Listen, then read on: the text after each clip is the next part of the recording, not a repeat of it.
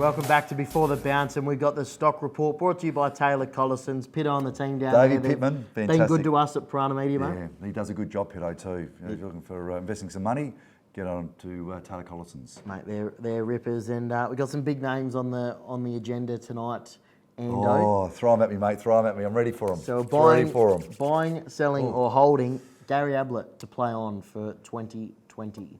Well, it's interesting. I think if they win the grand final, I reckon he might put his boots in the wardrobe. Finish on a high. Yeah, I think he'll finish on a high. If not, I reckon he'll go again. I mean, he's just a superstar, and you look at your Craig Bradleys, your Harveys, and those sort of players that played to their 36, 38. There's no reason why he can't keep going. He's still got a couple of years left in him. But in saying that, grand final, premiership. Be pretty special to finish on that sort of key. I'll tell you what, if Geelong make the grand final, back him for the Norm Smith as well, I reckon, because I just reckon he might turn it on that day. I reckon Dangerfield might turn it on. I reckon his last 3 weeks have been unbelievable. I reckon he's got nine votes in the Brownlow those last 3 weeks. So I reckon those last few weeks might have actually, got him in favourite or something to put a little $10 on. But I reckon, Dangerfield's ready to go, mate. He's ready to go. Yeah. Yep. So as Gaz, you're going to just see how the finals play out? Just hold. There's no hurry on Gary. Yep. There's no hurry. No, that's all good. No, I'm with you. I'll hold, and I reckon if he gets through, just give him another year. So okay. I reckon he'll just keep putting him on a 1-year contract for another 5 years if you have to. Is that right? He's that good, isn't he? Really? He's an absolute star, and he offers a lot as a forward pocket as well that goes underrated. But no, I'm with you there, and I'm going to hold. Perfect. Let's hold him. Jack Stephen, big name. He's a big name. Won however many best and fairest at St Kilda over the years. Yeah. Plenty. Geelong, again.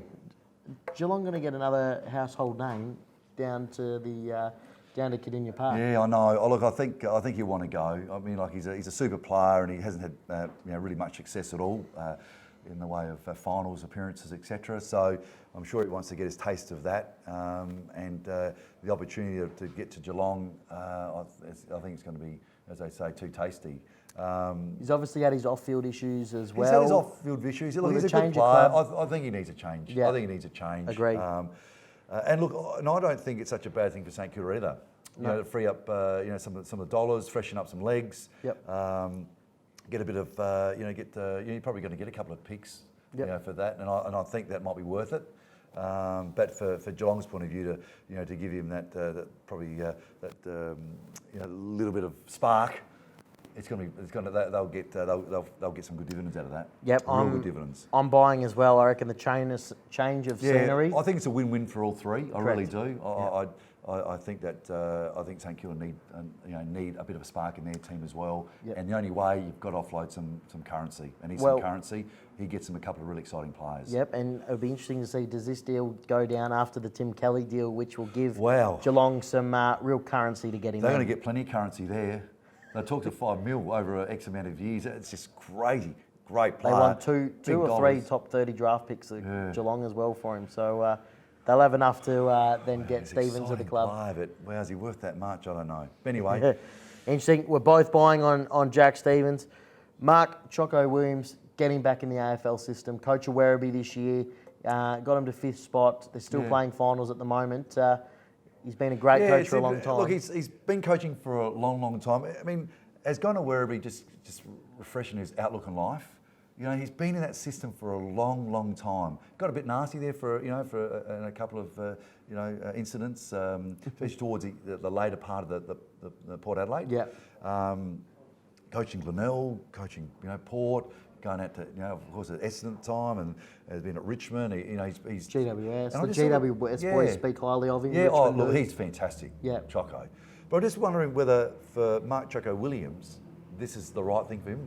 Put Werribee in a finals campaign, which they're still working hard towards. Yep. It was funny. I spoke to him at Christmas at a reunion, and he said, Ando, at 63, 64, he didn't actually tell me his age. It's hard to get a job. It's hard to get a job when you're at that age, and you're putting all. You've always been with the AFL, and now you're trying to get a new career. And maybe this is the one that he really enjoys. It might be a fresher breath of air. Yeah. It's a tough system, that AFL one. Yep. It's a tough system, but I would say You know, Choco, you know, chatting to you at Christmas time and how enthusiastic you were and you know, how, you know, you just seem to have this spark in your voice and, you know, I think maybe do another year at Werribee.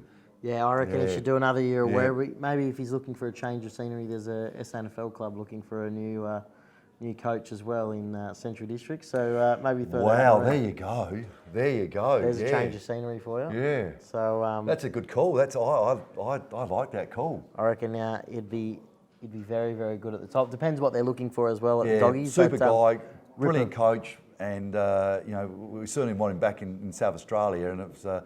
And never thought of the case of for the Taylor Collison's report that maybe he could sneak to Centrals. I reckon that's going to be on here, you know, in a couple of weeks' time. There might be a phone call. Yeah, mate. I think you're right. Wow, you've started something there. A little rumours, Bill. Only hear it here, though. Let me tell you, only hear it here. If I'm a club, before the bounce. If I'm a club, I'm certainly putting the feelers out to have an interview with Choco. But yeah, maybe just I'd buy if I'm a club.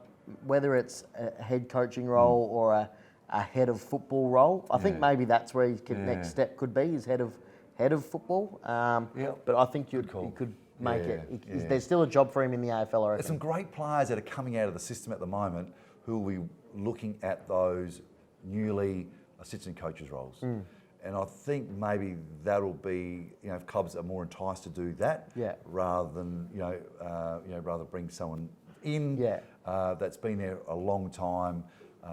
So unless, as you said, it's an administration role above the top as like well. Like a Neil Baum. Yeah, exactly like a Neil Baum was my.